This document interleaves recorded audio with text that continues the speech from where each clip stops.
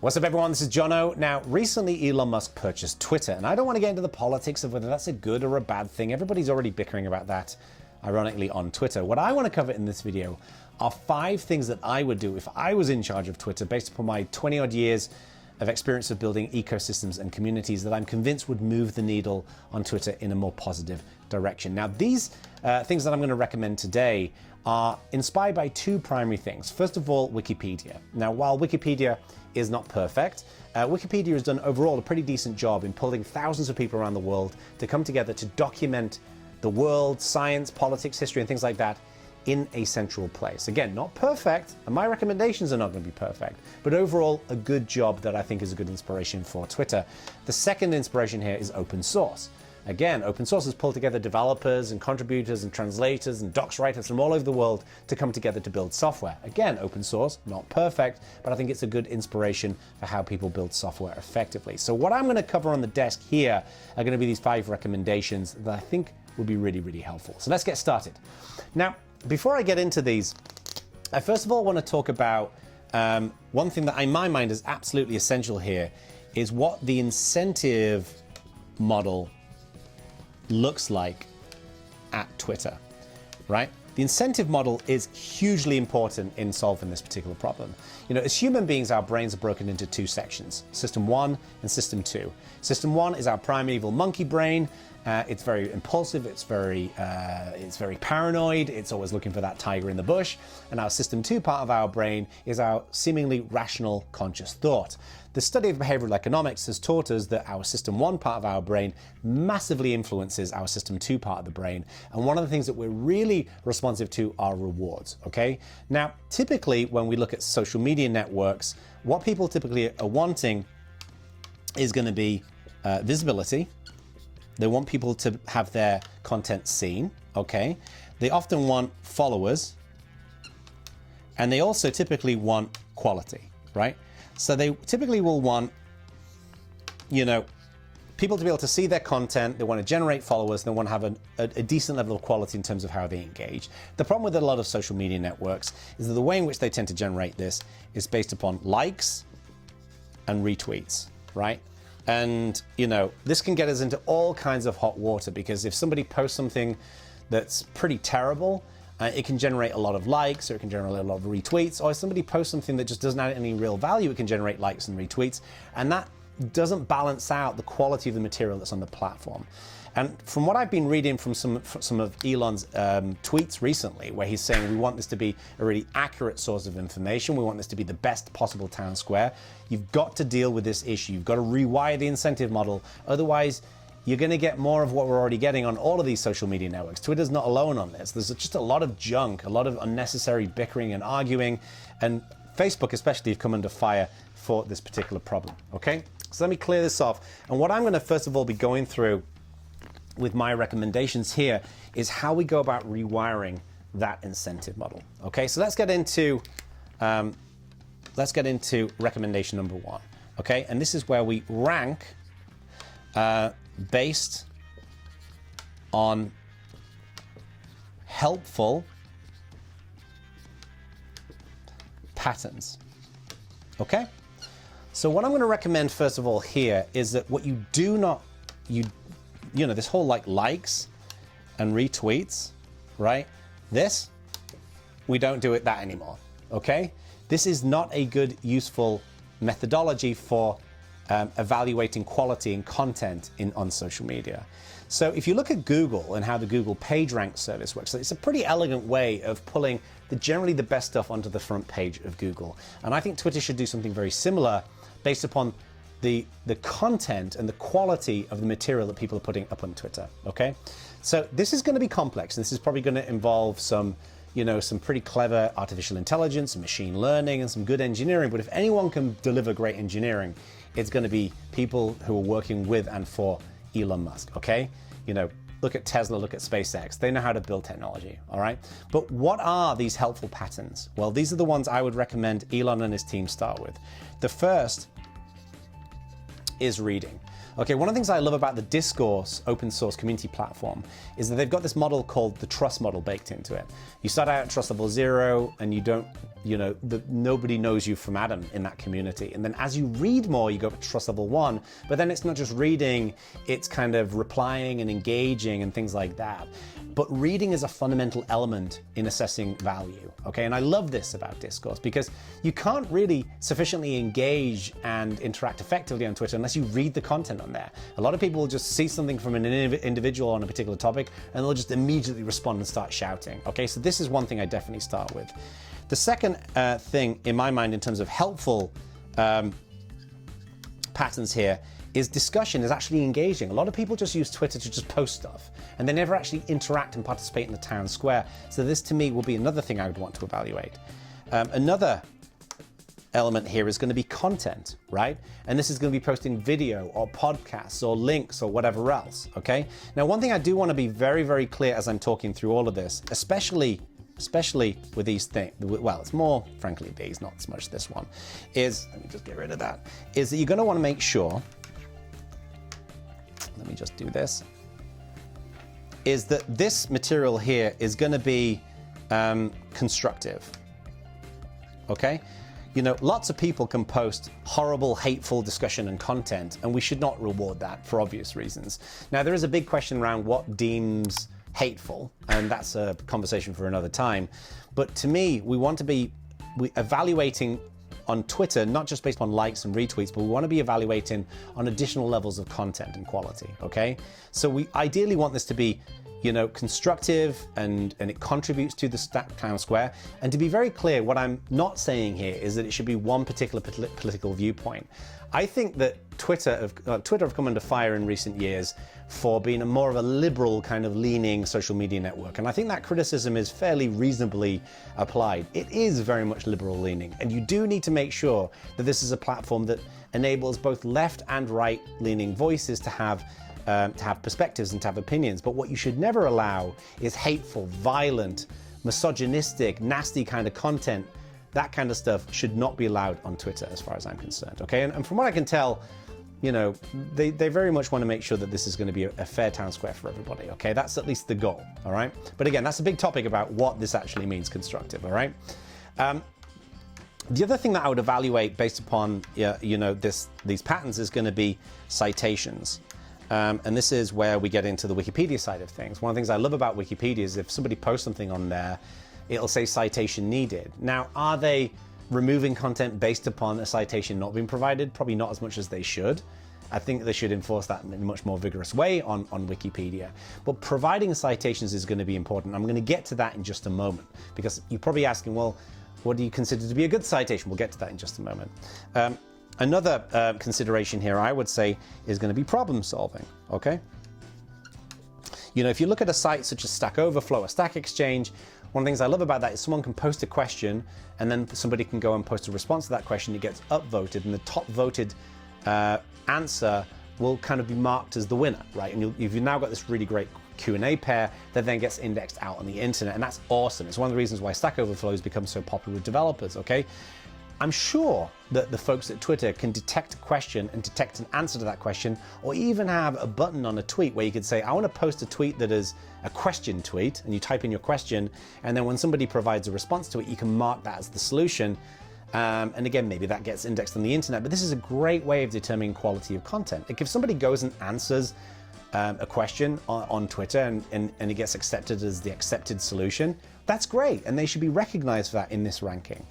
And then kind of like a next generation element of this, right? So this will be really hard, is to figure out mentoring patterns. Like mentoring is an amazingly valuable thing that we all do in some form or another as human beings, right? So if one person's, learning how to do something, let's say they're learning how to build communities, and another person is going and providing answers to their questions repeatedly over and over again and providing mentoring and support and guidance, it'd be great to recognize this in these rankings. But fundamentally, for Twitter to break the mold of what it is today, it needs to be able to evaluate these kinds of patterns and then to rank tweets in some meaningful way. Now, these are probably not the only patterns that should be considered, but these are the places that at least immediately sprung to mind in my head, okay? So that's the first thing that I wanted to recommend, is thinking about that. I'd love to hear in the comments, like, what do you think about that? What other, helpful patterns should be considered within Twitter in that regard, okay? All right, now let's move on to idea number 2. And this is, we have citation, contributions. Now I'm going to be talking, this idea and the next one are all about contributions, okay? And one of the things that I'm firmly of the view that Twitter needs to focus on here is to really differentiate very clearly between facts and opinion, okay? If I say to you, the world is flat, that is patently untrue. There are some people out there who really firmly believe that it's flat, but it just isn't. We have plenty of science, independent, peer-reviewed, verifiable science that the world is not flat, okay? However, if I said to you, I think NFTs are going to be the future, or if I said to you, I think NFTs are a stupid fad and trend that will never amount to anything, both of those statements are opinions, right? There's no verifiable, independent, peer-reviewed data that suggests that I can say one way or another whether NFTs are going to be quote-unquote the future or whether they're going to be quote-unquote a fad, all right? So we have to be able to differentiate between these two different areas. And one of the problems with all social media networks, Twitter included, is that facts and opinion have just kind of fused to form this horrible love child. Okay, so there's got to be some kind of differentiation here. And I believe that this is where citations can be very, very helpful. Now, I don't believe that Twitter should be telling people what to believe. Okay, that's a murky world, but this is where the whole bird notes thing, or what's going to be called community notes, is it birdwatch? No, birdwatch, and what's going to be called community notes, I think can be very helpful here. So how does this work? Well, what we'll do is you'll add citations via community notes. Okay, so this is going to be, Elon is referring to bird watch or whatever it's called, will now be called community notes. And to me, the only people who can add this will be validated people. Okay, so these are going to be, Twitter. Jeez, I can't write today, everybody. So these are going to be Twitter Blue people, okay? You pay your $8 a month, and I'm going to get on to maybe not paying $8 a month in just a moment, okay? So people who are validated can go and share these citations. Now, you might be thinking, well, what's a good citation? What's a bad citation, okay? Well, this is where one of the things we'd consider here would be the media bias chart. Now, I don't believe that we should block any type of sources for citations outside of like overtly hateful places, like white supremacist groups, terrorist organizations should obviously not be on the list. But if you go and look at the media bias chart, and while yes, this is disputed, all of these things can be disputed, as a general rule, it's pretty accurate, right? For example, me, I'm an independent. I'm not a Republican, I'm not a Democrat. I like and dislike both sides in different ways, okay? But I know that Fox News is more conservative. I know that CNN and MSNBC are generally more liberal, okay? These things, in my mind, are obvious. And one of the reasons why citations are helpful here is that, for example, if I sit down and I watch Don Lemon's show on CNN, right? I'm gonna listen to what he's saying, and in my mind, this is what I do. I think to myself, well, he offers an interesting viewpoint here, but I know he's slanted towards the liberal side of things. So I listen to everything he's saying, and I kind of treat it with a bit of a grain of salt. Like if he is critical of a Republican, then I think, well, he'd probably say that because he's pretty liberal. But now if I go and watch Sean Hannity or Tucker Carlson on the Fox News network or Bill O'Reilly or someone like that, and they're talking about something, I think to myself, yeah, but they're pretty conservative leaning, so they're probably going to be more biased in this way, right? So these citations enable people to see different sides of the story, and I think this is going to be very, very helpful if a piece of news breaks, being able to see what do the liberal media think, what do the conservative media think, and so I can then go and evaluate kind of what's going on here, okay? To me, this is going to be really important. The media bias chart, I think, can be helpful here, and yes, it's imperfect, but so many of these things are imperfect. My goal here with these recommendations is not to be perfect. My goal here is to make Twitter at least a little bit better in some measurable capacity, okay? So that's suggestion number 2. Thank you for hanging in with me. Is this useful already? Let me know in the comments. I'd love to get your thoughts because that's the goal here. I know this is gonna be a longish video, all right? All right, So now let's go on to suggestion number 3. And this is creator contribution. Okay? Now, I cannot believe that in this day and age, as I'm recording this video and I'm going to put it up on YouTube, is that I then have to post a link on Twitter and you have to come to YouTube to watch it. It's stupid, right? The current model for creators on Twitter is just severely lacking. You effectively can't be a creator on Twitter. So what happens is people do what I do, is they post things on Twitter and LinkedIn and Facebook and TikTok and Instagram and all these different places. And Twitter really doesn't stand out as a particularly good creator platform. So the first thing I would recommend Twitter does is to focus on long form video. Okay? Now, this is not videos that are 10 or 20 minutes long. This should be videos that could be an hour, 2 hours, 3 hours, 4 hours long. Okay? And what I would also recommend here is that tweets become comments, right? So when you post something on YouTube, what happens is you post the video, and then if you've got comments enabled, you can then go and see the discussion. It's actually a really nice way in which creators can interact with their audience. In fact, go and post your comments on this video, okay? So, you know, the way I would recommend Twitter would do this is you've got the video and it posts on the platform, and I would recommend that there be kind of a Netflix style view where you can go and just look at the videos, so you can see all of the long form videos, especially attached to accounts. And then what would happen is for each video, you might have a tweet, right?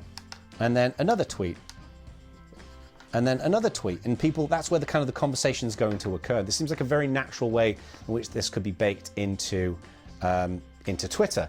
This would really change the game, I think, significantly. However, the other thing as well is that video success will be ranked on watch time. Okay? When you look at YouTube and you look at a typical YouTube video, one of the most valuable metrics for YouTube is watch time. It's not how many views it gets, it's not how many likes it gets or how many dislikes it gets, it's how long people are interacting and engaging with that video. And remember what I said earlier on about reading and the value of reading within the discourse community platform and how that goes into that trust model and the importance of reading tweets, right? Well, watch time is the equivalent of reading when it comes to video. So to me, it's really, really important to rank these videos based on watch time. And then again, that goes into that incentive model that I was talking about earlier on, okay? So I would definitely recommend to Twitter that this is one of the things that they focus on. Now, there's all kinds of things that you can do to create a better creator economy, you know, in Twitter, and you could have, you know, NFTs and, you know, podcasts and community rooms and things like that. So many people in the world today engage with video. I recommend they start with video. All right. So now let's get into idea number 4. We're nearly there, folks. Stick with me. Now, this is about being able to earn validation. I was going to see if I was tempted to tease you for a second there, but I'm not going to. Now, Elon, when he took over Twitter, within a week or so, he started talking about charging people $8 for to be validated, right? So if you've got a blue check mark, like I have a blue check mark on my Twitter account, and the way in which that was originally intended, and this is the reason why I've got one, is when other people were impersonating them on the internet. So there was a bunch of people pretending to be me on Twitter, not in a parody kind of manner. And I applied for a blue check mark so I could verify that I am who I am. And I'm a nobody in the scheme of things, right? There's lots of famous people and celebrities get impersonated all the time. So Elon said everybody should have the opportunity to be validated, and you pay $8 a month for it. And I actually think it's a pretty good idea. It's really going to help to cut a lot of the junk down, especially if those validated tweets get greater ranking and placing in the general kind of view of material. That's how the algorithm will probably be biased, right? Will be towards validated accounts. The challenge with this is that many people just won't be able to afford the $8. If you're a student or you live in a poorer community, got a poorer background, maybe you're unemployed, if you're living paycheck to paycheck, $8 a month is, you know, probably low on the priority list is going to be Twitter, okay? You're going to be focusing on food and water and bills and rent and things like that, okay? So this is what I think Twitter should do, is to earn the ability for people to be validated, okay? And the way I would recommend we do this, like I work there, is that incentive model. You know, do you remember what we talked about earlier on where we were talking about, you know, kind of reading and discussion, and we talked about, what was it, content, you know, all of those kinds of things that are part of that incentive model. Well, in my mind, when you sign up with a free account on Twitter, let's say you're a student, you haven't got any money, but you use your cell phone, you go and record some really cool videos, and then they get, you know, some interesting discussion, right? That kind of gets going. And then maybe you are providing some, you know, some citations, right? So you start contributing as a free account. In my mind, what should happen is the system detects these patterns, and then what it might do is it might then say, okay, check it out. You're going to get 6 months free of validation based upon the great work that you've been doing. This is a really, really powerful model that is used in many, many different places where people, you know, as they contribute and as they spend time investing in the success of the community, and they've spent no money whatsoever, right? They get recognized and rewarded, and it builds a greater level of brand loyalty towards the community, towards the platform, those kinds of things. Okay, so to me, I would strongly recommend that Twitter consider it. Okay, there are many, many examples that I can pull from in my career. Like I say, over 20 years of building communities and ecosystems, where some of the most valuable, some of the most impressive people that I've ever met are people who have spent zero dime on that community, and they've spent a huge amount of time in contributing and participating in meaningful ways. But if you do not have that incentive model, then people won't do that, okay? And then let me go to my final idea. This is what, 5? Okay, God, this is a long video. Thank you for watching it. And that is that Twitter will publish the algorithm. Now, Elon was interviewed by someone, I forget where it was, and he said, this is before the sale went through, he said that the algorithm should be open sourced. And I actually think that having a greater level of clarity around that algorithm would really help. I'm not sure though if I'd recommend that it's open source, because open source is great as a general rule for building technology that can be represented by software and code.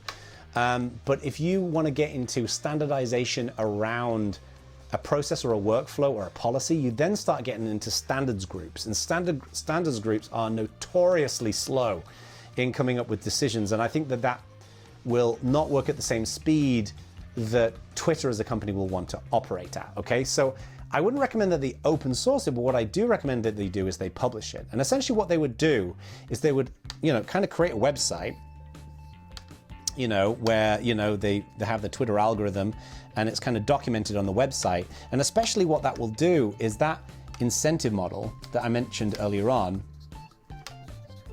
you know, what was that? That was, I don't even know what I'm writing here. You see, I need to just slow down and write properly. Incentive. You know, if with that incentive model that we talked about earlier on, you know, where we're talking about, you know, reading and discussion, you know, all of that stuff that we talked about earlier on, you know, the various things that we went through in the incentive model, if that's published, if that's known, then what's going to happen, and this is natural human behavior, is if you know what the recipe is to be successful, to get, remember what we talked about right at the beginning, visibility, followers, quality discussion. If we know that that's the incentive model that will get you greater levels of visibility and followers and growth on Twitter, people will game their content and align it to that, right? And this is why I would recommend they do this. It's not just for better clarity and better understanding of how the Twitter system works. So this is not this mysterious kind of hidden algorithm, is that you can actually tap into the human behavior to naturally game the system and get better quality content out of it. All right? So that's what I would recommend. Those are my 5 recommendations. If you thought that this was useful, please go and share this on Twitter. Go and share it with your friends, because I think that these are really practical ideas that I think would help improve the quality of discussion on Twitter. I've deliberately stayed away from the politics of whether Elon Musk is, you know, an angel or a devil, which I don't want to get into. And I think this is the conversation we should be having about Twitter, not, you know, evil, good versus evil, right? It should be cool ideas, interesting ways of bringing the best of the human condition out to the surface, because I'm firmly of the view that Twitter can add a lot of value if it's rewired and redesigned around the right kind of incentive model. Anyway, if you've got any questions, pop them into the comments. Be sure to like and subscribe to my channel, and boom, see you on the next one.